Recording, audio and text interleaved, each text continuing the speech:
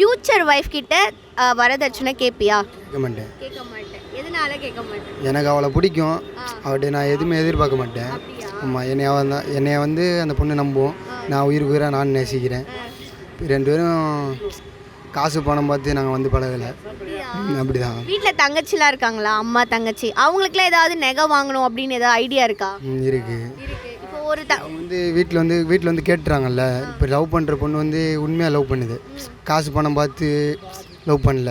வீட்டில் வந்து தங்கச்சியை கட்டி கொடுக்கணும், அக்காவை கட்டி கொடுக்கணும், இங்கிட்ட கடையை வாங்கணும் அப்படி இப்படின்னு யோசிப்பாங்க. வீட்டுக்கு ஒரே பையனா, அதனால் எனக்கு அப்பா கிடையாது. நீ எங்கள் அப்பா இடத்துல நின்று என்னை பார்க்கணும்னு சொல்லிட்டு வீட்டில் யோசிப்பாங்க.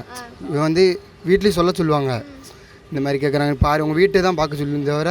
ஒரு பவுன் தங்கம் 1 லட்சத்துக்கு மேலே போயிடுச்சு. ஆமாம். எப்படி நீ ஃபியூச்சர் எப்படி தங்கம் வாங்குற ஐடியா எப்படிலாம் வச்சிருக்க? இப்படிலாம் பண்ணால் தங்கம் வாங்கலாம். கடனுடனே வாங்கி தான் பார்க்க முடியும். அது அஃபோர்ட் பண்ண முடியாது இல்லை. ஆமாம். Okay, thank you.